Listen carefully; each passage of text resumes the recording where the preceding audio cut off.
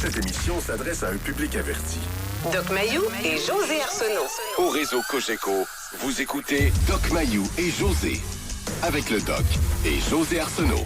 Bonjour à tous, bon vendredi. Bonjour, Doc Mayou. Oui, bon matin, José. C'est vendredi, nous allons y aller sur une note plus légère. Ah, totalement. On se dit, qu'est-ce qu'on pourrait faire à ce beau vendredi ensoleillé? En tout cas, ici à Québec, il fait beau. Tu sais, pour que le monde soit de bonne humeur, on parte là sur notre week-end vraiment de façon extraordinaire, épanoui, joyeux. Fait qu'on s'est dit qu'on allait parler des enfants non désirés. Hey, je fais des farces, mais en même temps, je vais le dire tout. Notre boss aimerait ça des fois qu'on ait des sujets légers, tu sais. Mais là, à chaque fois dans l'émission, il y a toujours des auditeurs qui nous appellent, qui nous racontent quelque chose, qui nous allument. Moi, l'appel d'hier, qu'on va vous faire entendre tantôt, là, soit dit en passant, Okay. ça m'a vraiment marqué. Et des fois, on se dit, c'est peut-être anecdotique. Tu sais, mais je vais juste vous mettre en contexte. C'est l'auditrice qui téléphone pour dire qu'elle a su, tu sais, que sa mère, pour son bien, là, hein, parce que avec la biologie totale, il faut comprendre des choses selon sa mère. Et elle lui a dit, ben, tu te sens comme ça peut-être parce que tu n'étais pas désiré quand, tu sais, on ne te désirait pas. Bon. Moi, ça me scandalise pas mal. Et je me dis, c'est peut-être anecdotique. Et le nombre de textos que nous avons reçus à cet effet pour dire, hein, j'ai vécu la même affaire qu'elle, moi aussi, je me suis fait dire ça. Faut en parler. Faut en parler. Puis, savez-vous quoi? Même, je pense que ça va faire du bien aux personnes qui se le sont fait dire, de savoir qu'ils ne sont pas les seuls à avoir des parents. Est-ce que je dis un qualificatif ou on n'est pas nécessaire? On laisse 3 petits points puis les gens choisiront leur qualificatif? Oui, paraméprisant, indigne, peu importe. Bon, moi, c'est des mots plus gros que ça. Ils Oh, qu'ils oui, se disent pas. Mais c'est ça. Fait que l'émission, je pense qu'aujourd'hui, oui, ça va être plus lourd, mais ça va être nécessaire. Puis les bons parents, quand ils vont arriver à la maison, sûrement qu'ils vont donner une belle marque d'affection à leurs enfants. Tu sais, des fois, ça amène l'effet aussi Oui. de se rendre compte. Moi, ça me fait ça des fois, souvent. J'écoute l'émission, puis après ça, je me dis, Caroline, que je suis chanceuse dans la vie, moi. Tu sais, de pas vivre ça ou... Puis je suis pas la seule. Quand je rencontre des amis, ils me disent, on a une petite vie tranquille, hein? Fait que l'émission sert aussi à ça. Important de répéter le vieil adage, je ne sais pas qui l'a inventé. Lorsqu'on se regarde, on se désole. Et lorsque on se compare, on se console. Ouais. Alors, c'est un vieil adage. Je ne sais pas d'où il vient. Chers auditeurs, s'il y en a qui le savent, dites-nous le donc, parce que... Ça fait longtemps que ça existe. Hein? Ça fait longtemps, puis il est très vrai, cet Tout à adage-là. fait. Avant d'aller directement dans notre sujet pour parler aux auditeurs, vous pouvez réserver d'ailleurs tout de suite votre circuit téléphonique. Je vais vous faire entendre l'extrait. Oui. De notre auditrice Valérie d'hier qui nous a touchés et amené le sujet d'aujourd'hui. Alors, votre mère avait un comportement dénigrant. OK? Maintenant, Oui. quel était le comportement de votre père pendant que votre mère vous dénigrait? Premièrement, mon père, il voulait un garçon. Je suis la 3e fille. Donc, c'est comme si j'avais déçu mon père au début. Donc, son comportement, il était plutôt indifférent, je vous dirais. J'ai su qu'il avait fait des grosses colères quand je suis née. Puis ma mère a trouvé utile de me dire que elle avait essayé de demander à un médecin, voir si elle pouvait tuer un fœtus si c'était une fille par un médicament. Donc, il y a des choses que j'aurais aimé mieux pas savoir. Je comprends, là. Hé, dans quel coin ça se passe, ça, là? C'est hallucinant. En plus, il écoute probablement. Et c'est lui qui m'a fait vous écouter. On a assez entendu, là. Vous avez le portrait. Hey, c'est capoté. En passant, pour votre information, notre auditrice voit sa mère aux 3 semaines encore. Ça aussi, ça fait partie des mystères pour moi. Important de répéter le propos. Ma mère m'a dit qu'elle avait demandé au docteur s'il existait un médicament pour tuer le fœtus si c'était une fille. Et Valérie n'est pas vieille. Quel âge avait Valérie déjà? On va regarder dans nos feuilles. 41 ans. 41 ans. Oh! 41 ans. 41 ans, alors ça s'est passé un bout après les années 60. Ouais, on est rendu dans les années, près des années 80 lorsqu'elle est née. Aïe aïe. C'est quand même... en tout cas, Ma mère a demandé au docteur s'il existait un médicament pour tuer un fœtus si c'était une fille. Elle était alors enceinte de Valérie. Alors, puis elle dit en plus. Elle Au lui dit. pire, ferme ta boîte, là. Tu sais. puis là, Mais elle non, lui tu lui dit- dis. Elle lui dit, ton père a fait une grosse colère quand t'es né. Oui, mais, chers auditeurs, avant qu'elle soit née, c'est elle qui a demandé au docteur s'il y avait une médication pour tuer le fœtus si c'était une fille. C'est pas le conjoint qui a demandé ça au docteur. Alors, c'est un désir homicidaire.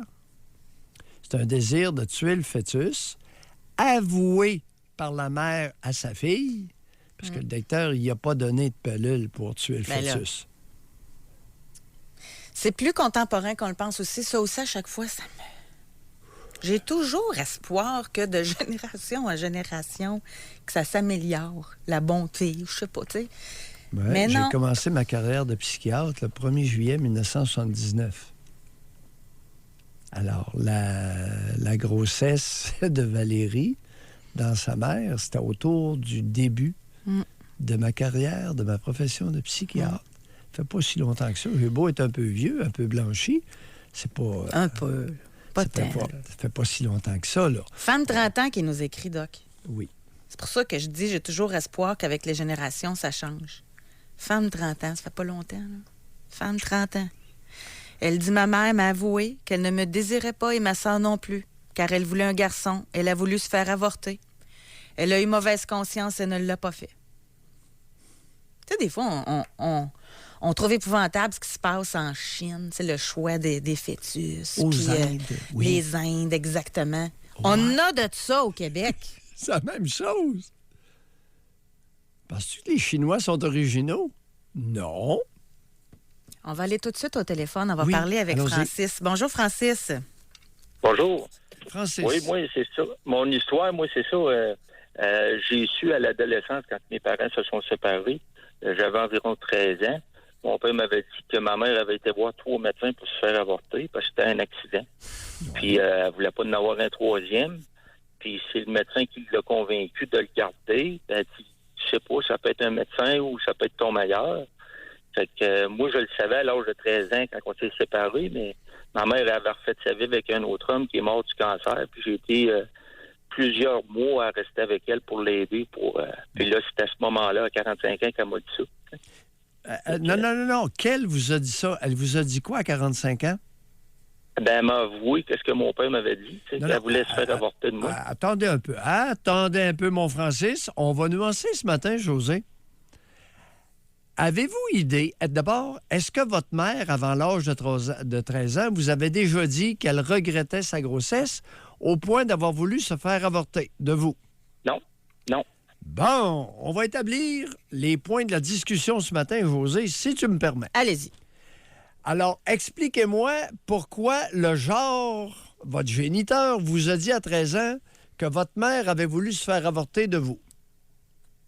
Ben, c'est qu'à la suite ils se sont divorcés. Il y a eu un peu d'animosité. Lui, il m'a dit ça.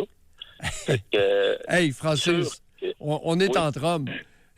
Un Oui. peu d'animosité de la part du genre. Un peu d'animosité. Francis. ouais. Ben, c'était Hey. la guerre. Ah. C'était la guerre, eux autres. Merci. Puis Merci. c'était quoi son intérêt à lui de vous dire ça à vous? Oh, ben là, c'est eux autres disaient chacun leur version. Nous autres, on était pognés là-dedans. Francis. Sur C'est le quoi qu'il canon, là. espérait en vous disant ça? Oh, ben là, je sais pas. Pensez-y, moi j'ai une idée. Ben, c'est sûr que pour qu'on se rapproche plus de lui. Bon, mais Ben- comment se fait-il, Francis, que ça vous prenne 3 essais, 3 tentatives Quasiment un strike-out, là. pour avoir la réponse? Pourquoi? Ah, ben là, c'est un médecin de famille qui l'a convaincu. Francis. Non, c'est pas ça la non. question, là. Comment se fait-il que José a dû répéter la même question pour finalement obtenir votre réponse? Ah, ben là, je sais pas, là. C'est... j'ai réfléchi à la question. Mais puis, c'est quoi qui est dur à admettre? Ben, c'est parce que moi, tu sais, comme je vous ai dit tout à l'heure, à 45 ans, elle me l'a avoué vraiment qu'elle était voir 3 médecins, puis elle me l'a dit elle-même. Mais moi, Francis. ça l'a affecté. OK, Oui. on reprend. On reprend l'incident. Comment ça s'est passé? Alors là, vous allez nous raconter, à 45 ans, dans quel contexte votre mère vous avouait qu'elle avait vu 3 docteurs, elle avait essayé auprès de 3 docteurs pour se faire avorter, puis personne ne voulait l'avorter. Alors, quel est le contexte? 45 ans. Mais- Ça fait pas C'est longtemps, parce là. J'ai été l'aider chez elle. Oui, Parce que son nouveau copain, il était pris du cancer, puis c'était lourd. J'ai oui, été l'aider. Oui. C'est à ce moment-là, on faisait la vaisselle, puis elle s'est mise à pleurer. Puis elle m'a dit ça, elle dit, je voulais me faire avorter de toi, j'étais allé voir toi au médecin. Puis il m'avait dit, soit que tu sois, il dit, fais pas ça, il dit, tu peux avoir, ça peut être un médecin ou ça peut être ton meilleur des 3. oui, Puis elle dit, gars, c'est toi qui es là pour m'aider. oui. Elle pleurait, puis elle me l'a dit. tu sais. Bon, elle pleurait, elle vous avouait ça en pleurant. Aviez-vous effleuré le sujet ou c'était une dénonciation spontanée de sa part? De sa part, oui. Ça a été spontané? Oui. Dans quel OK. contexte? Il faisait la Ah, vaisselle. ben, on faisait la vaisselle, mais parce que non, non. Oui, non. mais Le vrai le- contexte. le contexte, c'est parce que moi, j'étais là pour elle, pour l'aider avec son copain Ouais. qui avait le cancer. Ouais. Hey. OK. On va vous Pas croire pour, là-dessus. OK, Francis, vous avez quel âge à l'heure actuelle? 50 ans. Vous avez 50? OK, c'est Ouais. arrivé il y a 5 ans.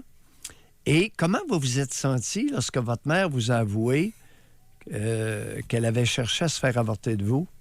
Comment vous vous êtes Moi, je senti? le savais depuis l'âge de 13 ans, mais ça m'a fait du bien qu'elle me le dise. Ah oui. Oui, qu'elle me le dise, parce que moi, je le savais, mais qu'elle me l'avoue de même, ça m'a fait du bien. Mais moi, avant ça a eu une répercussion sur moi.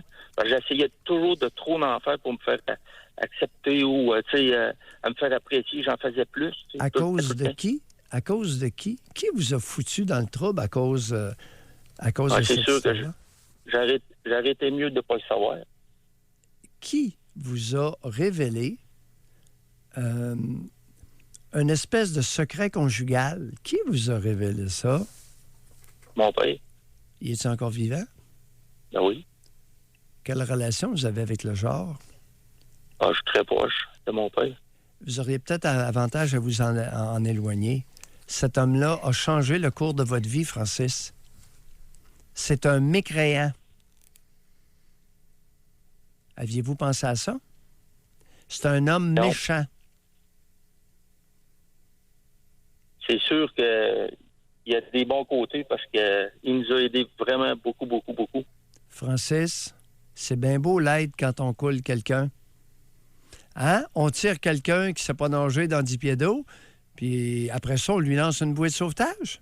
Qu'est-ce que vous pensez de ça, vous, Francis, ce matin? Oui, c'est sûr.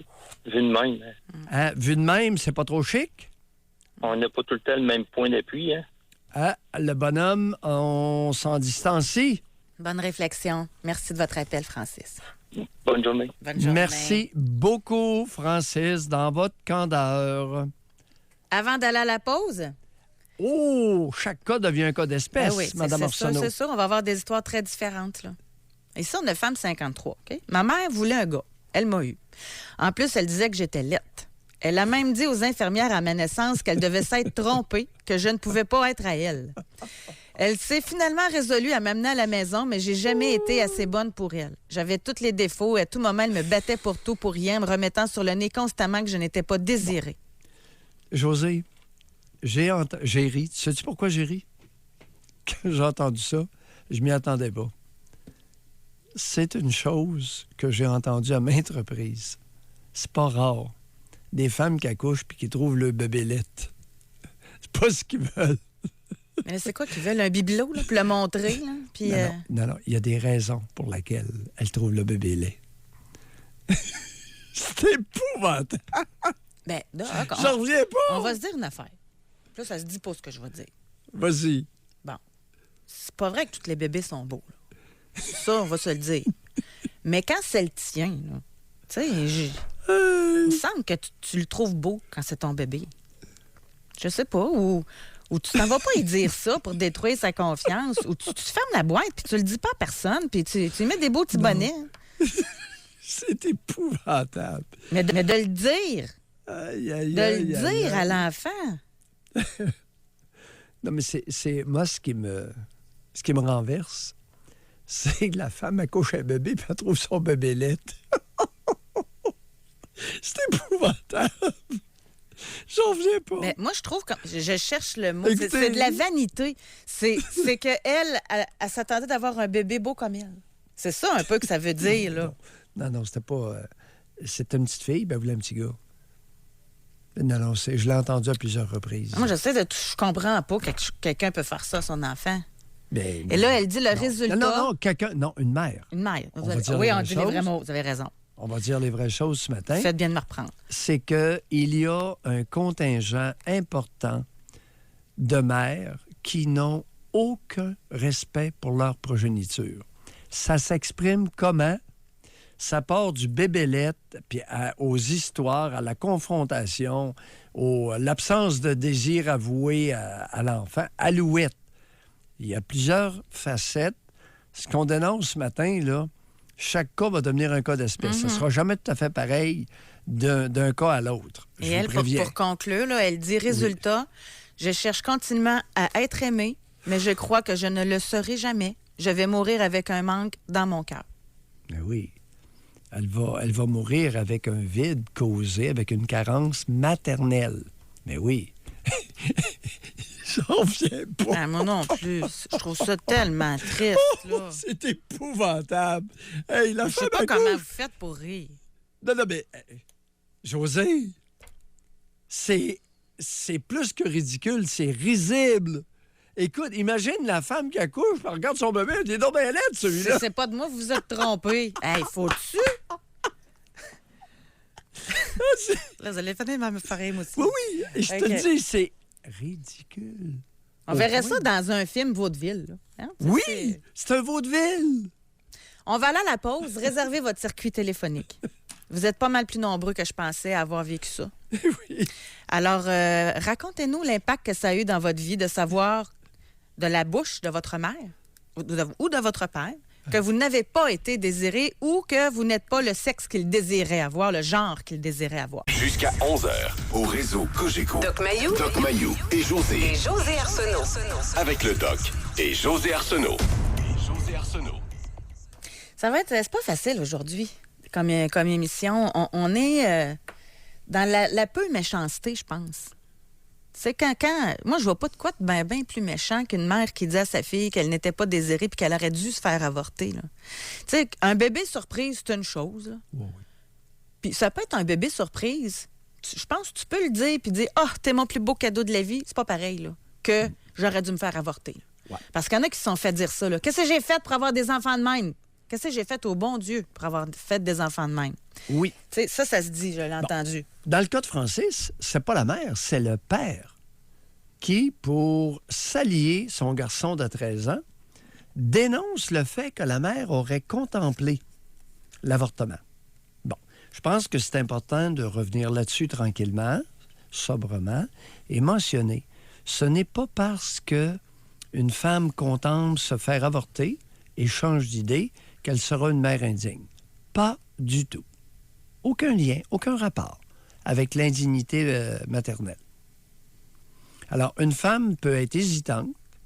Une femme peut très bien se rendre dans des cliniques d'avortement, changer d'idée si elle le désire et poursuivre sa grossesse en toute sérénité. Mais je le crois aussi. Ben oui. À partir du moment que tu l'assumes, tu donnes de l'affection à ton enfant, puis tu Ben sais... oui. Maintenant, ce n'est pas...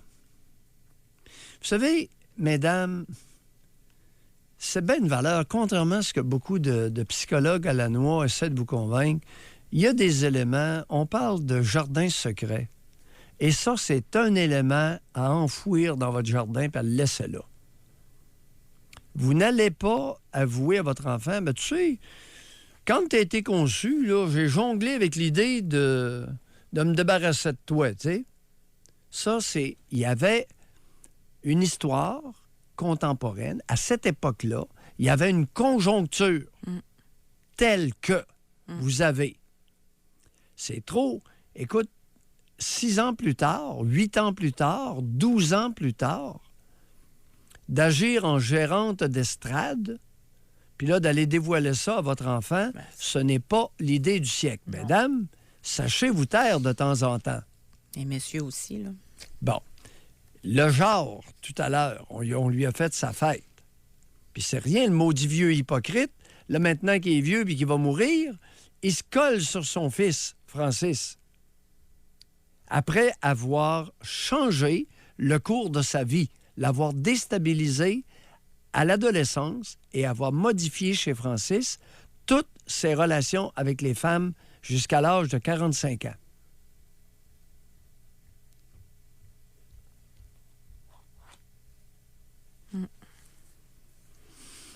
On va aller au téléphone, mais je vais lire un courriel avant. Femme 37. J'ai été victime de violences conjugales. Le garçon que j'ai eu avec cet homme, dont j'ai la garde exclusive, je crois que je ne lui donne pas assez d'amour parce que je l'associe à son père. Oui. D'autant plus qu'il est violent quand je lui refuse quelque chose. Oh oui. Je lui ai même dit des choses blessantes que je regrette au plus haut point. Avec mon mari actuel, très aimant, j'ai eu un autre garçon. Je trouve que je lui donne beaucoup plus d'amour et d'attention qu'à l'autre. J'en suis consciente. Ça me brise le cœur. D'ailleurs, le premier garçon a donné des coups de pied au bébé alors qu'il avait 17 mois. Vous savez, mesdames, on n'insistera jamais suffisamment sur le choix du géniteur. Savez-vous pourquoi c'est important de choisir le géniteur? Parce qu'imaginez-vous donc qu'il y a des traits de caractère qui sont héréditaires. Pas automatiquement, qui peuvent être héréditaires. Bien oui, imaginez-vous donc qu'il y a des batteurs de femmes qui vont engendrer des enfants qui vont battre les autres. Puis à partir d'un jeune âge, ça existe. Et c'est génétique. Mais ça ne doit pas être facile. Tu sais, elle le dit à haute voix en passant. Bien, par écrit. Elle le dit, elle est capable. Mais dans une famille, c'est pas vrai que les parents aiment tous les enfants égales. Là. Non. Puis de toute façon, madame, s'il arrive, à un moment donné, à l'adolescence, quand il va être plus grand, plus costaud, qu'il représente une menace pour vous, vous demandez l'aide des services sociaux. Et il y a des familles d'accueil pour les délinquants puis les garçons qui sont hors contrôle. Ne pas craindre d'avoir recours aux services sociaux, pas à la DPJ, aux travailleuses sociales. Et elles ont des familles d'accueil où sont habituées de prendre en charge là, des jeunes délinquants. On va parler avec Mathieu au retour de la pause. Sa mère lui a dit qu'elle n'aurait jamais dû l'avoir. Doc Mayou et José Arsenault. Avec le Doc et José Arsenault. Au réseau Cogeco. Est-ce qu'on vous a déjà dit, et quand je dis on, là, est-ce qu'un de vos parents vous a déjà dit que vous n'étiez pas désiré, qu'il n'aurait pas dû vous avoir?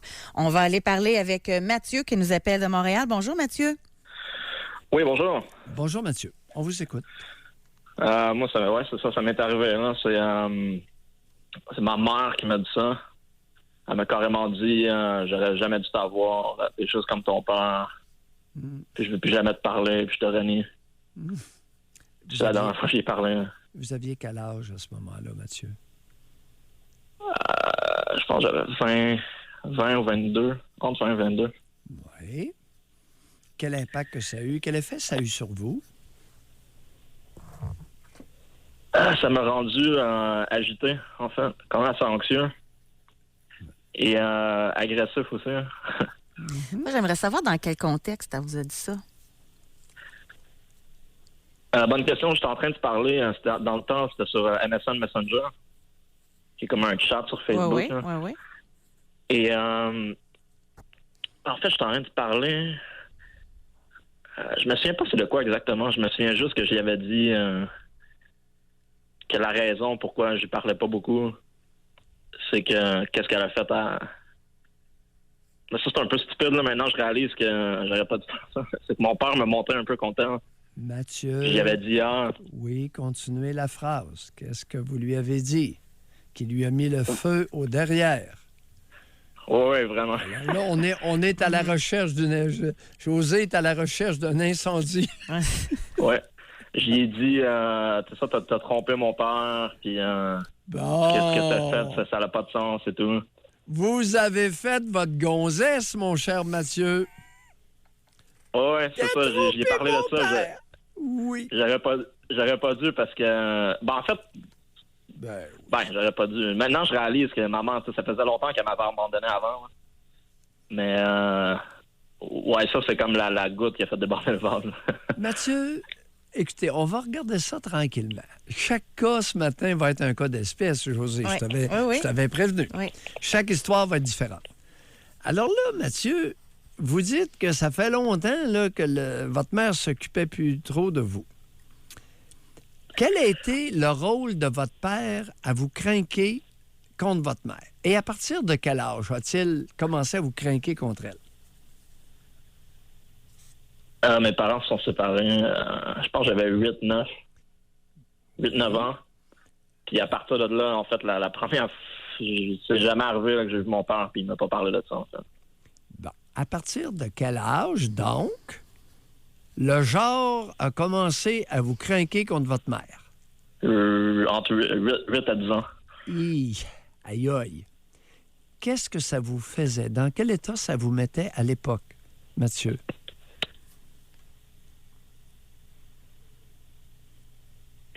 Dans quel état? Je me souviens, moi, surtout quand il me parlait de ça, puis je me souviens, j'avais pleuré une couple de fois dans l'auto. Je me souviens, je me sentais probablement...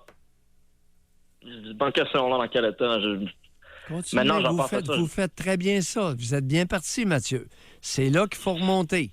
Les premières fois, les premiers 2 ans, entre 8 et 10, à chaque fois qu'il vous rencontrait, il vous parlait, il vous craquait contre votre mère. Dans quel état ça vous mettait? Ça vous faisait pleurer? Vous vous souvenez de ça? Quoi d'autre? Confus aussi, parce que ma mère me parlait en mal de mon père. Puis là, mon père me parlait en mal. Confus, pas écouté, surtout. Triste. Ouais. Dans quel état? Étiez-vous le seul enfant de ces 2 zigotos? Non, c'est ça. J'ai une sœur qui est plus vieille. Oui. Puis en fait, mon père, quand ils sont divorcés, mon père, c'est pas le vrai père de ma sœur. Puis il a renié ma sœur. Il était le beau-père. Fait que là, c'est ça. Fait que là, du côté de ma mère, quand j'étais chez ma mère, ben là, ma mère me disait, t'es comme ton père, t'es un manipulateur, blablabla. Bon. Il a renié ta sœur, blablabla. Fait que là, des deux côtés, ça... Ben oui, ça bardait. Et vous aviez, rappelons-nous, entre 8 et 10 ans. Ouais. Hey, vous étiez pas grand, vous, là, entre 8 et 10 ans, là. Hey, c'est un petit garçon, là. Non, c'est ça. Maintenant, je repense à ça fait pas de sens. Non. Quel âge avez-vous maintenant, Mathieu? J'ai 32. 32 ans. Ouais, 2 zigotos. Ouais. Mais je me suis tout le temps demandé pourquoi je me suis toujours dit, ça doit être parce que ça l'a affecté au point où il se confiait. Mathieu. Ça fait pas trop de sens. Mathieu. Vous devriez aller prendre un café avec Francis, là. Mathieu. Oui. Mathieu. Vous connaissez l'expression anglaise « soft shit ». En français, on traduit ça par de la pâte molle. On est poli, on est plus poli en français. Ah oui. En anglais, ils relient ça aux excréments, mais nous autres, on relie ça à de la pâte. Est-ce qu'il est possible que vos 2 géniteurs étaient de la pâte molle? Ouais, ça c'est sûr. Pas chanceux, Mathieu. C'est pas fort. Non, c'est pas fort. Puis on change. Comment vous vous débrouillez actuellement dans votre vie? Votre niveau de fonctionnement au quotidien, ça a l'air de quoi, Mathieu? Ça pourrait être mieux. C'est-à-dire? Je veux dire, je travaille. Je travaille pas actuellement. Mais qu'est-ce que vous avez... Oui, qu'est-ce que vous avez fait comme travail à date? J'étais analyste financier. Oh! Analyste financier? Ouais. Vous avez fait combien de temps comme analyste financier? Votre plus long épisode de travail, c'est combien de temps? 3 ans. 3 ans? Puis pourquoi vous travaillez plus, là? Comment? Pourquoi vous travaillez plus, là? C'est... ça me tentait plus, hein. J'étais comme anxieux et tout. Mm-hmm. Qu'est-ce que vous prenez comme médicament à l'heure actuelle? Qu'est-ce qu'on vous a donné comme pilule? Ah, rien. Rien. Ouf! Je pense que vous êtes le premier. José, Mathieu est un des rares qui en arrache, qui souffre et qui n'est pas pilulé. Oh! Mathieu? Il y a de l'espoir. Mais on parle-tu Ouais, d'un genre de burn-out, Mathieu, c'est ça? Non, c'est juste... Non, c'est pas ça, c'est juste... Puis là, êtes-vous à la recherche d'un emploi? Ouais, c'est ça. OK. C'est-à-dire sans chercher trop fort, n'est-ce pas, Mathieu? Ouais, je pourrais chercher plus. Hein. Oui. Non, Mathieu, il y a une chose qui est importante. Bon. Quelle relation entretenez-vous maintenant avec votre père? Non, mais c'est justement... ça fait comme 6 mois que j'ai réalisé que lui et tout, il était pas mieux que ma mère, en fait. Puis Mathieu, ça m'a quand même un peu dévasté. Hein, fait que, vous êtes sur la bonne voie. J'aime beaucoup le mot « itou ouais. ». Hein? J'ai réalisé là, que je me rappelle là, qu'est-ce qu'il me disait avant, puis ça n'a pas de sens. Moi, puis Ouais. Merci. il m'a lâché des commentaires. Ouais, en tout cas. Oui, merci, vraiment. Continuez, Parfait. je sais pas, Oui, ben. parce que là, vous êtes sur la voie de l'introspection, puis c'est ça. Il doit reviser son passé pour voir la participation et l'impact négatif de chacun. Il a été utilisé par son géniteur, qui, à chaque fois, c'est important, à chaque contact qu'il voyait son fils de 8 ans, entre 8 ans et 10 ans, lui pissait dans les oreilles sa haine contre la génitrice. À un moment donné, il a provoqué la Doc, bonne c'est femme, 2 puis là. en 2, là. C'est 2 en 2 que c'est de même que ça se passe. C'est la méchanceté du père éploré. Oui. C'est un peu ça, là. Ah, de la Pour soft shit. atteindre la mère, il atteint l'enfant. Ben oui, mais il était justifié, elle l'avait trompé. José! Ah ben oui, on va détruire la vie du petit. Ah, j'ai le doigt. Ben oui, je suis justifié de détruire la vie de notre garçon. Écoute, elle a eu du sexe hors mariage. Quelle vilainie! C'est un crime! Faut la punir! En démolissant le petit. On va faire la pause tout de suite. Au retour, nous allons parler avec Marguerite. Continuez de réserver votre circuit téléphonique 25226. Quel impact ça a eu dans votre vie de vous faire dire que vos parents n'auraient jamais dû là, vous avoir. Votre mère, là, jamais j'aurais dû me faire avorter tant qu'avoir un enfant comme toi. Parce que ça sort comme ça, là. C'est ça que je lis par texto, là. Ça a eu quoi comme impact dans votre vie? Doc Mayou et José Arsenault. Avec le Doc et José Arsenault. Au réseau Cogeco. Est-ce qu'on vous a déjà dit que vous n'étiez pas désiré de la part de votre mère ou de votre père? Et il y a un homme 43 ans, là. Oui. C'est parce que ça vient juste de m'apparaître, là. Ma mère s'est fait faire la ligature des trompes après 4 enfants. 6 ans plus tard, me voilà. Devant la famille et les amis, mon père me présentait comme ça. Ça, c'est le bébé du docteur. Qu'est-ce qu'il voulait dire? En farce, l'intonation de voix est capitale. Alors, c'était méprisant ou c'était élogieux pour vous? Bon, un commentaire sur quelque chose que j'entends, j'ai beaucoup entendu, qui m'a été rapporté à maintes reprises dans ma vie, c'est que c'est l'histoire du « j'aurais jamais dû t'avoir, t'es comme ton père ». Alors, il y a énormément de femmes séparées qui vont utiliser de façon méprisante, à répétition, ce commentaire-là.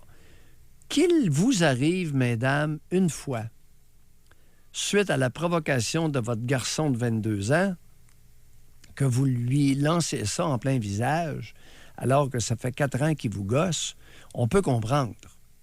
Mais si vous vous amusez pour le détruire, pour le soumettre, pour l'assujettir, pour l'écraser, de lui répéter ça, c'est méchant, surtout lorsqu'il a 8 ans, 9 ans, 10 ans.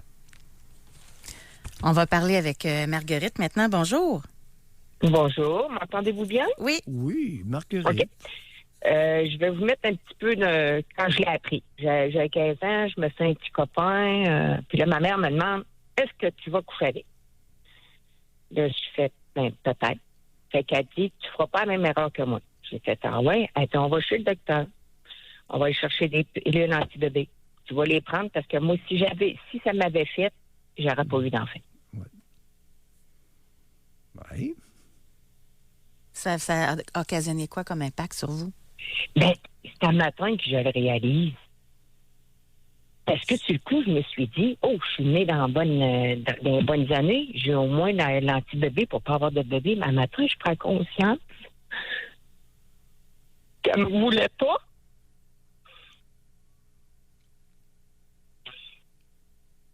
Il faut, hein?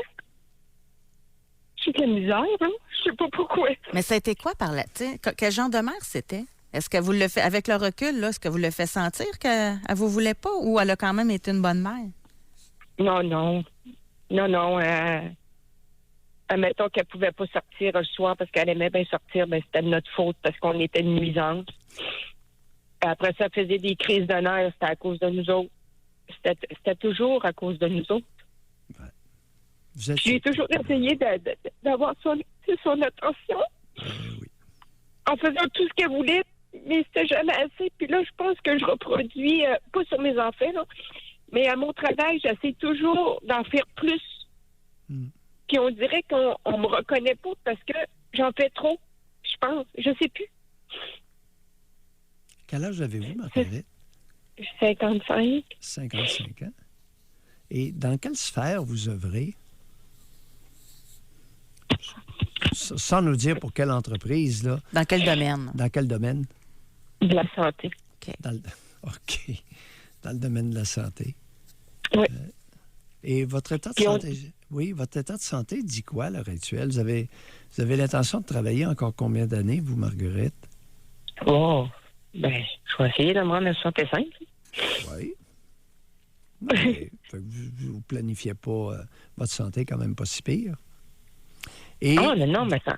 d'écouter l'émission ce matin vous a permis à 55 ans de réaliser que vous avez toujours été une nuisance pour la bonne femme. Ben, oui. Est-ce qu'elle est encore en vie? Oui. Est-ce qu'elle est encore en vie? Non. Elle est décédée? Non. Ouais. Mais j'avais pris... Et qui était au chevet? On ne devine, on n'est pas capable de deviner. Oui. C'est fou de même, hein? Oui. Ouais. Oui, c'est fou de même. Là, je réalise un matin qu'encore aujourd'hui, à l'âge que j'ai, j'essaie d'avoir l'appréciation de mes supérieurs, probablement que je devais l'avoir comme une supérieure à moi. Ouais. Puis ça marche pas de même, là. Ouais.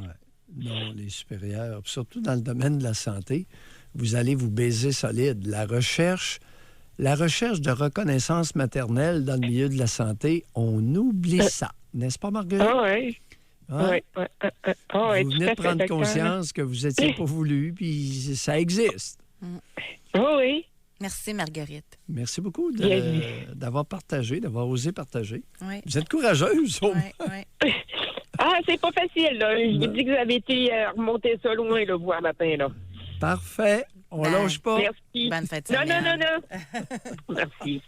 Mais ça, dans un cas comme ça, sa vie peut peut-être changer. Tu sais, à partir du moment où tu le comprends, là.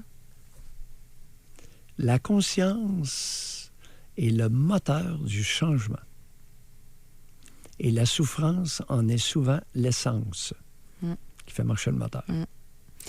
On va aller dans l'Outaouais maintenant. On s'en va parler avec Diane. Bonjour. Bonjour. Diane. Oui, bonjour. Oui, on vous écoute. Ben, c'est ça. Moi, j'ai d'une grosse famille de 13 enfants. Oui. Puis, j'ai grandi, j'ai eu une belle enfance, en fin de compte. Tout s'est bien passé. Sauf qu'à un moment donné, j'ai su, quand je regardais mes photos, quand j'étais petite, j'étais toujours habillée en bleu. Puis, je me demandais pourquoi qu'on m'avait pas mis du rose comme tout le monde. Puis, je demandais à mes parents. Puis là, ma mère, elle me disait, ben, c'est parce qu'on voulait un garçon. On voulait de l'aide avec la ferme. Puis on voulait pas avoir une autre fille. Mais on est content de t'avoir, là. Mais on t'habille en bleu. Après ça, oui, j'étais tout le temps en bleu sur les photos. J'étais comme pourquoi? Puis c'est ça. Puis après ça, elle me dit aussi que le docteur qui l'avait accouché à l'hôpital, il avait proposé de m'adopter. Puis elle avait dit non. Puis je me suis toujours dit, qu'est-ce qui aurait pu bien m'arriver si ce médecin-là m'aurait pris? Moi, c'est un peu ça mon histoire. Ma mère, je l'aime beaucoup, là, puis elle aussi. Là, Diane, je suis la dernière d'une grosse famille. Oui, Diane, on n'en mettra pas trop. Là. Ma mère m'aime beaucoup. Là. Quel âge avez-vous, Diane? 52. Eh boy, vous êtes vraiment là une toute dernière à venir d'une famille de 13 enfants. Lorsque vous êtes né, il n'avait plus tellement de familles de 13 enfants. C'était rendu rare, là.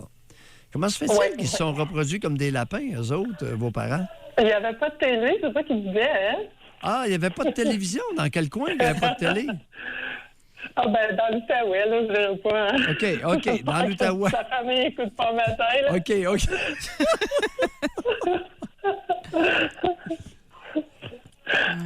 Ouais, ben écoutez, vous étiez la dernière, puis c'était pas trop voulu, ça, là, n'est-ce pas? Non, ça n'a pas voulu. Puis moi, je me suis toujours dit, qu'est-ce qui aurait pu bien m'arriver si j'aurais été avec ce médecin-là? J'aurais peut-être eu quelque chose que j'ai pas maintenant. Je ne sais pas, je ne le saurais jamais d'ailleurs, mais ça me reste toujours dans la conscience tout le temps. Et est-ce qu'il y a des sœurs plus vieilles qui vous ont pris sous leur responsabilité ou si vous avez été ignoré par les sœurs plus vieilles? Non, à des moments donnés, j'ai été pris, mais c'était pas toujours facile. J'ai voyagé beaucoup, mettons. J'ai parti de chez moi à 12 ans, je suis allée vivre à Vancouver avec une de mes sœurs, je suis revenue. Puis j'ai fait ça parce que les autres, ils étaient de l'âge pour être ma mère, en fin de compte. Oui. Je me suis promenée beaucoup. OK. Vous avez été adopté à l'intérieur de la famille par vos sœurs. Exactement. Oui. Il faut voir. Ben non, votre mère, c'est pas sans raison qu'elle vous habillait en bleu. Elle voulait pas de vous. Mais là, elle veut de moi ça parce drôle. que là, je me suis occupée d'elle. Ah ben oui, là, vous êtes bien pratique, là. Oui, elle est rendue à quel âge, la vieille, là? Quel âge a-t-elle? Là, elle a eu 94 ans. Ben oui. Ah, qu'elle doit vous vouloir, là. Et là, elle vous tête. Oui. C'est à son tour à vous têter, n'est-ce pas? Renversement des rôles. Bye, Diane. Bye-bye. Merci d'avoir appelé. Bonne journée. Merci de le dire. Ça me fâche, ça. Avec raison. Ça me fâche. Ce n'est pas parce que je ris que je trouve la situation drôle. La vieille tête, avant de plonger dans le trou, elle veut quelques gorgées de lait de sa fille Diane, auquel elle n'en a pas donné de lait lorsque Diane en avait besoin. Ça, c'est triste. On a une auditrice, elle a écrit, elle dit « Ma mère s'est fait violer. Elle m'a déjà dit qu'elle aurait dû se faire avorter, que je ressemblais trop à mon père. Résultat, misère à faire confiance aux hommes et estime à zéro. » Bon, dans les cas de viol, d'agression sexuelle, si vous n'avez pas le courage ou l'audace de vous faire avorter, ne reprochez pas votre lâcheté à votre progéniture. C'est c'est très simple. À partir du moment où l'avortement est facilement accessible, vous vous faites agresser sexuellement, vous faites violer, c'est bien de valeur. Si vous décidez de garder le rejeton, la progéniture, Faites-les pas payer. assumez et ne le faites pas payer. Exactement. On va aller à la pause. Vous pouvez réserver votre circuit téléphonique. Est-ce que votre père ou votre mère vous a déjà dit qu'il serait mieux fait de ne pas vous avoir, que vous n'étiez pas désiré, qu'il aurait voulu une fille au lieu d'un garçon ou l'inverse? On prend vos appels au retour. Doc Mayou et José Avec Doc Mayou et José Arsenault. au réseau Cogeco. Ici, on a reçu un texto à notre question du jour, à savoir si on vous a déjà dit que vous n'étiez pas voulu, que vous n'étiez pas désiré. On a Homme 31. Il dit, moi, j'ai eu ma première fille à 18 ans. Je n'en voulais pas. La mère la voulait. J'ai fait un deuxième enfant avec elle à 20 ans. Encore une fois, c'était un accident. Mais aujourd'hui, la mère est absente. Ça fait 6 ans. C'est moi qui ai la garde de mes 2 filles. Tout ça pour vous dire que mes filles sont extrêmement fâchées face à leur mère et elles en souffrent, surtout ma plus vieille de 12 ans et demi. Et surtout, si vous alimentez le tout et que vous considérez ou que vous vous substituez à la mère. Alors, j'aimerais ça que vous nous appeliez parce que vous avez un sacré problème. Là. Vous êtes en train d'alimenter une incendie dévastatrice chez vos filles. Ouais. Ou dites-moi une chose, là. L'avez-vous dit à vos filles que leur mère ne les voulait pas? Ça a été quoi le discours que vous avez eu face à vos filles? Non, écoute, ça marche pas du tout. J'ai eu ma première fille à quel âge? 18 ans. À 18. Les hommes qui accouchent sont nécessairement en gros problème au point de départ. Un homme, ça n'accouche pas. Les grossesses, c'est encore une affaire de femme, peu importe votre orientation sexuelle. Alors là, à ce matin, je t'ai prévenu, on n'aura jamais un seul cas identique à l'autre. Alors là, on a ces hommes qui accouchent, là.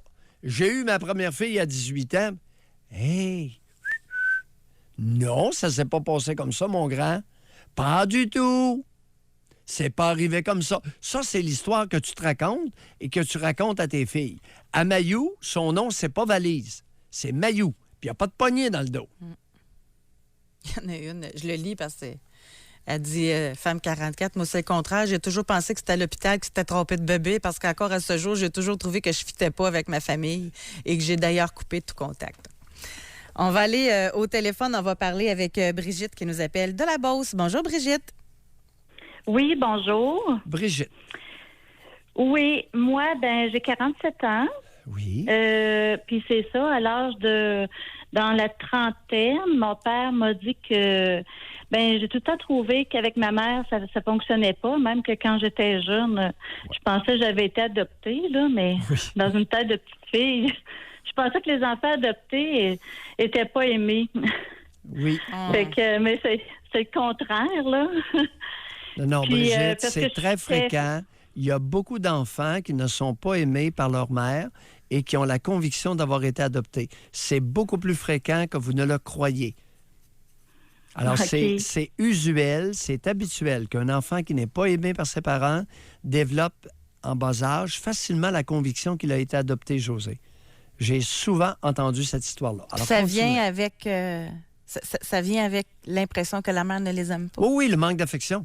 Le manque d'affection maternelle amène l'enfant à douter de la maternité de sa mère. Ben oui. Continuez, Brigitte. Oui. Alors, qu'est-ce que fait votre charmant père à l'âge de 30 ans? Un autre, Doc Mayo. Continuez. Ben oui. José, je suis ouvert. Fait que c'est ça, à un moment donné, là, je m'apercevais que, ça fonctionnait pas avec ma mère. Puis, mon père est arrivé chez nous. J'ai dit, je sais pas mes parents se sont séparés, j'étais jeune aussi, là. Oui. Fait que là, j'ai dit à mon père, j'ai dit, je sais pas ce qui se passe. Ça fit pas. Puis, fait qu'il m'a dit, c'est pas compliqué. Il dit, quand t'es venu au monde, il dit, elle te trouvait pas belle. Puis moi, ma mère m'a toujours dit que quand je suis venue... Brigitte, arrêtez tout ça. Pourquoi je ris? Pourquoi je ris? Oui, mais je sais pourquoi vous riez. Mais là, moi, puis le pire, Pourquoi? Parce que je suis pas la seule. Parce que c'est pas la seule mère qui fait ça, là. Oui, puis pourquoi je ris? Parce que vous trouvez ça ridicule. Oui, et qu'est-ce qu'il y a de ridicule dans votre histoire? Qu'est-ce qu'il y a de vraiment risible dans votre histoire? Pas vous, là, mais dans l'histoire que vous venez de raconter. Vous m'embêtez un petit peu, là. Le bonhomme, vous allez voir. Continuez, puis on va clarifier ça. Alors, votre père, à 30 ans, vous avoue, vous révèle un secret conjugal. Ça. Oui. Mais aussi, c'est que avant qu'il me révèle ça, toute mon adolescence, puis ma vingtaine, ma mère a toujours dit que quand je suis venue au monde, moi, je suis venue au monde sur le côté américain. Puis quand je suis venue au monde, elle m'avait dit, ils m'ont mis un gars d'un bras. Puis elle dit, toi, t'étais une grosse Américaine. Hein. C'était une histoire. C'est ça, là. Fait qu'elle, elle a toujours dit ça. Oui. Elle a toujours compté ça à qui voulait bien l'entendre. Moi, ça me blessait tellement. Puis là, à 30 ans, mon père, il m'a dit, c'est pas vrai pantoute. Il dit, quand t'es venu au monde, il dit, elle te trouvait pas belle. Hein. Fait que, probablement qu'elle voulait que je sois un gars, je sais pas. Brigitte, Brigitte, écoutez, vous avez malheureusement 2 parents indignes. Pas un, vous avez eu la paire, vous, là. Ben Alors, oui, je le sais. expliquez-nous pourquoi le bonhomme à 30 ans se met à faire le comique avec vous.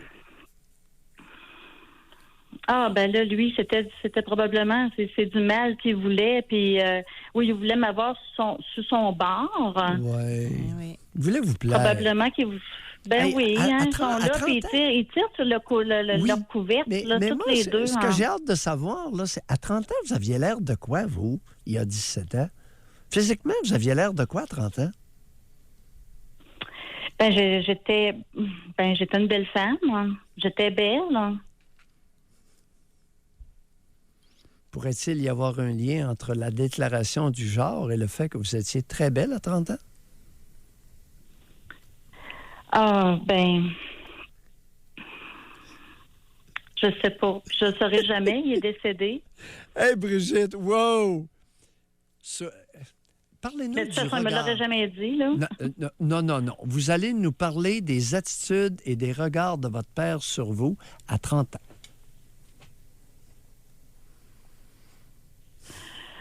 Oh, j'essaie de reculer, là. J'ai peut-être jamais remarqué son regard sur moi. J'ai tout le temps senti j'ai toujours senti qu'il m'aimait,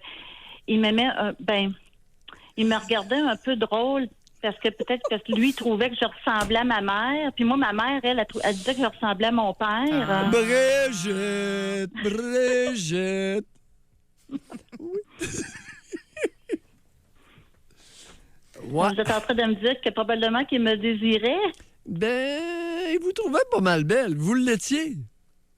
Vous savez, il y a des papas qui ont beaucoup de misère à se retenir lorsque leur fille devient une femme qui est très attrayante. Puis, il y a des papas qui virent de sourds.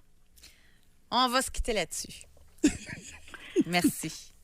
Merci c'est beaucoup, parfait. Brigitte. Bye, Merci. Brigitte. Bye. Elle était une grosse Américaine. Hey, mais c'est n'importe Pourquoi quoi. ça met contre ça? Puis en plus que c'était même pas vrai. Bon, non, mais qui ment des deux, je ne sais pas. Bon, qui ment dans les deux? Il peut y avoir, ça arrive souvent dans les hôpitaux où il y a des erreurs de bébé, mais on va-tu faire une histoire de vie avec ça? Tu sais, une grosse... Mais moi, ce que j'aime, c'est... Elle, l'histoire veut, selon la mère, qu'elle était une grosse Américaine. Ah oui. Parce que c'est tellement inutile à raconter, tu sais. José, c'est un vaudeville. Encore? Oui, ce matin-là, on est dans les histoires. Écoute, c'est incroyable. On va poursuivre Homme 31, là, que vous avez dit appeler. Là. Oui. Ben, il est là. Samuel, bonjour. Bonjour. Samuel, vous êtes l'homme qui a eu un premier enfant à 18 ans que vous ne vouliez pas, un à 20 ans que vous ne vouliez pas plus, et que là, la mère a quitté et que vos filles ne le prennent pas. Exactement. Mais tu sais, comme date, c'est pas moi qui l'ai eu, dans le fond, l'enfant, là. Bon, on va commencer à mettre les choses en perspective. Parce que vous l'avez écrit. Vous ne l'avez pas dit, vous l'avez écrit. J'ai eu ma première fille à 18 ans. Hey, on va se laquer à poulie, mon Samuel. Moi, je comprends votre message, mais je comprends que c'est une expression aussi. Non, c'est une appropriation. En tout cas, continuez. Alors, continue. On vous écoute. Donc, c'est ça. Écoutez, mon ancienne conjointe est tombée enceinte, j'avais 17 ans. Elle a accouché, j'avais 18 ans. Et quel âge avait-elle lorsque... Elle avait 20 ans environ. Ah, c'était une femme plus vieille.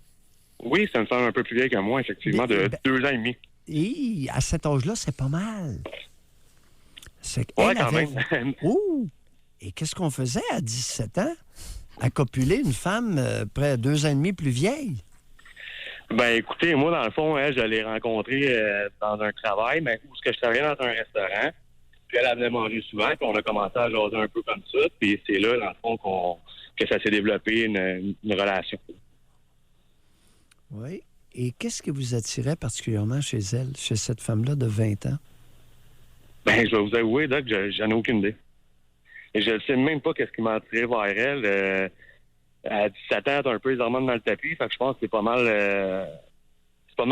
l'engin qui parlait plus que ma tête, je pense. Ah. L'organe génital parlait plus que la raison? Ouais, je crois que c'est pas mal ça. Mais comment se fait-il qu'à cet âge-là, votre engin primait sur votre raison, Samuel? Ça, c'est important de le savoir. J'en ai aucune idée, Doc. Est-ce que c'est encore le cas à 31 ans? Non. Et là, vous avez la responsabilité de 2 filles. Oui, exactement. Hein? Là, vous avez la garde de vos 2 filles qui ont quel âge? Ma plus vieille, elle a 12 ans et demi, puis la plus jeune, elle vient d'avoir 11. Oui. Alors là, on se ramasse, père à 31 ans, avec la garde de 2 filles, 12 et 11 ans, qui vont débuter leur adolescence bientôt. Et là, j'ai hâte de savoir qui va s'occuper des filles. Ben, écoutez, moi, j'ai une conjointe qui est quand même...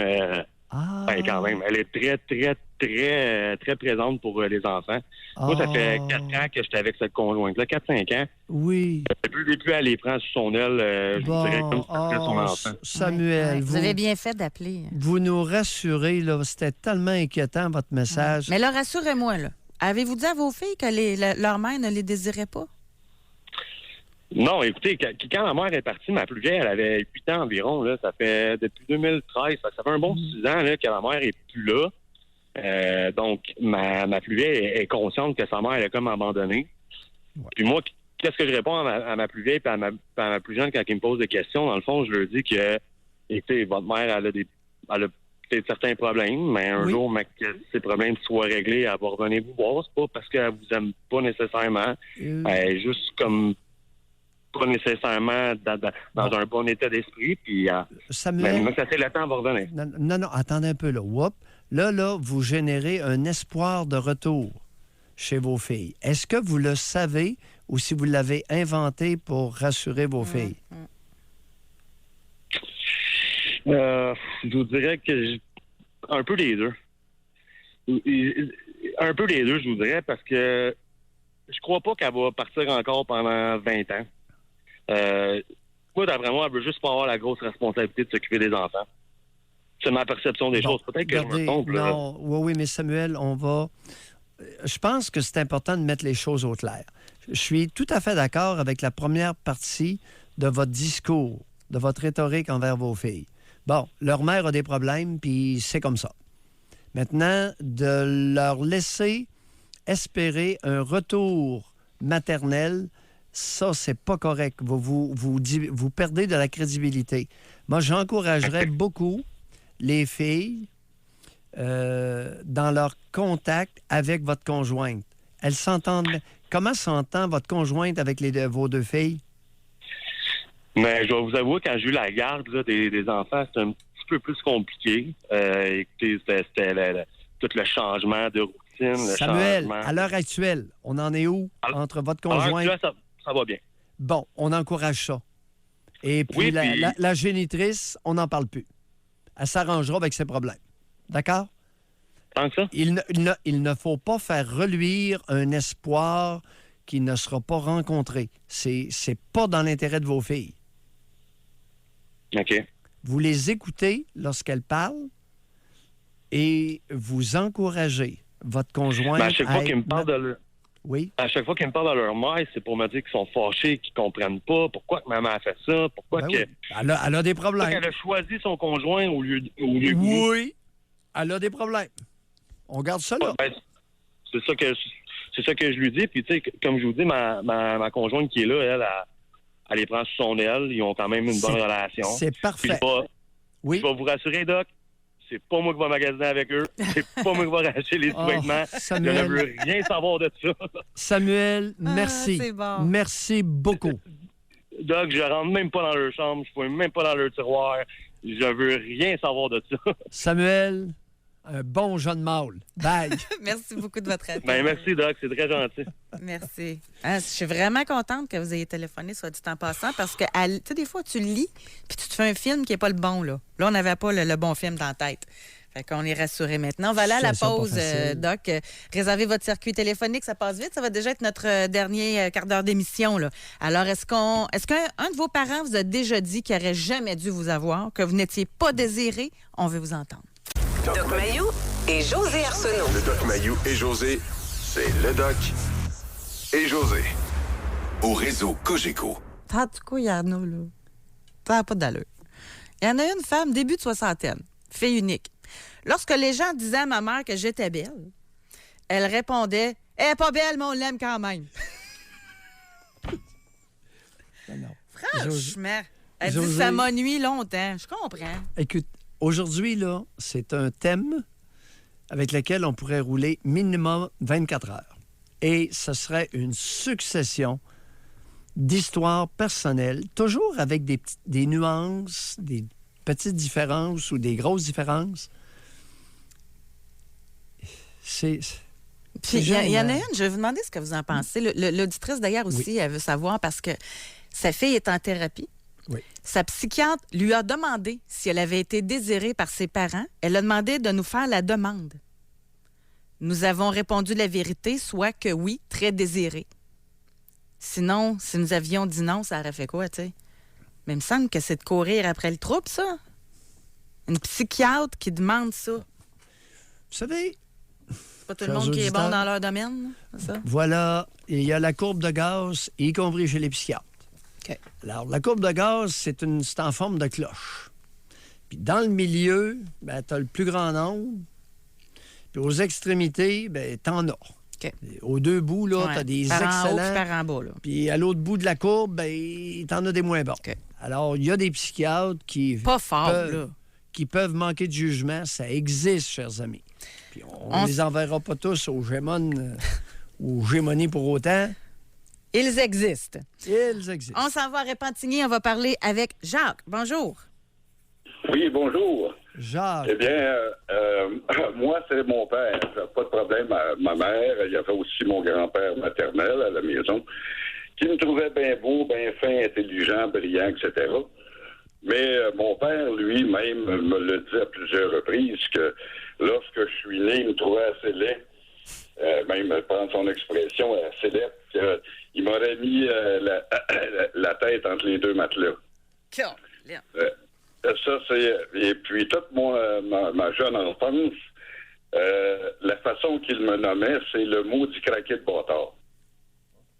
Mais je vais vous donner une contradiction à ça. Qui fait que moi, je suis devenu solide quand même. J'ai acheté mon premier bloc, j'avais 22 ans. L'exemple que je vais vous donner, je peux me rappeler du temps, parce que c'était en septembre 57. J'avais 6 ans et 2 mois. Mon père avait un commerce d'huile à chauffage à Montréal. Et puis, il me laissait opérer un Saint-Anne, un gros Fargo, un Saint-Anne dans la ruelle, tout seul. Parce que c'était des 3e étages. Il fallait s'il partait de la pompe avec le port take-off, à cause de la compression, le moteur s'arrêtait. Alors, je partais le moteur, j'opérais, j'embarquais le port take-off pour la pompe, j'imprimais la facture, j'opérais tout, et j'avais uniquement 6 ans et 2 mois. Comment vous expliquez ça, Jacques? Moi, mon père était né d'une grande famille. Il y a une grosse différence d'âge. Je suis marié à 40 ans. Ma mère, 41. Et puis, voyez-vous, les deux nés, mon père, 1908. Et puis, il y a eu 3 frères d'affilée. Il était très proche de sa mère. C'était le plus vieux. Et puis, j'ai l'impression qu'il y avait de la jalousie. Il habitait avec sa mère jusqu'à son décès. Et puis, j'ai l'impression que quand il s'est marié, c'est une mère qui voulait. Et j'ai une sœur qui est plus vieille. Oui, mais Jacques, attendez un petit peu, là, avant de vous lancer dans des grandes explications psychodynamiques. Il y a des pères qui haïssent les garçons, et il faisait partie de ceux-là.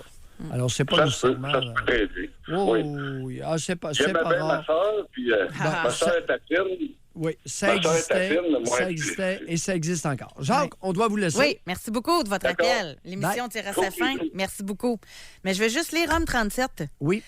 Je crois ne jamais avoir eu de raison de douter de l'amour-affection de mes 2 parents. Cependant, au cours des dernières années, leur propension à faire de l'ingérence dans ma vie, choix de carrière, ne m'a pas aidée. Et un jour, je leur ai avoué que j'aurais préféré y rester lors de mon déploiement en Afghanistan. Ils ne dirent rien. À ce jour, leur silence hante encore l'esprit. Spécial, hein? Tu parles d'un ultimatum, toi. Il y a des... Vous savez, chers auditeurs, il y a des situations familiales qui sont pathétiques, c'est-à-dire qui engendrent beaucoup de souffrance. Votre rôle de parent ne se termine pas quand votre enfant a 18 ans. Essayez de faire en sorte de demeurer des parents dignes envers vos enfants adultes. Puis de les laisser faire leur choix, premièrement, là. Puis que quand il y a un signal comme ça qui est d'alarme, qui est dit de le réconforter, peut-être? Oui, mais ils n'ont jamais été capables de jouer leur rôle comme il faut. Alors, parents incompétents, indignes face à de jeunes enfants, ces mêmes parents-là vont continuer d'être indignes et incompétents envers leurs enfants adultes. C'est ça la tragédie. Bon, merci beaucoup, encore une fois. Il y en a. Et on le reconnaît. Merci beaucoup de votre participation. Oui. Passez une très belle fin de semaine, tout le monde. Merci beaucoup à Benjamin et à vous, Dr Mailloux. À lundi. Oui. Bye.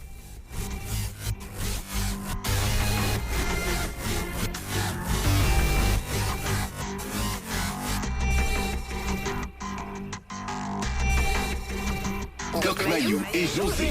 Soyez là lundi, 9h30, pour une autre édition du Doc Mayou et José. Au réseau Cogeco.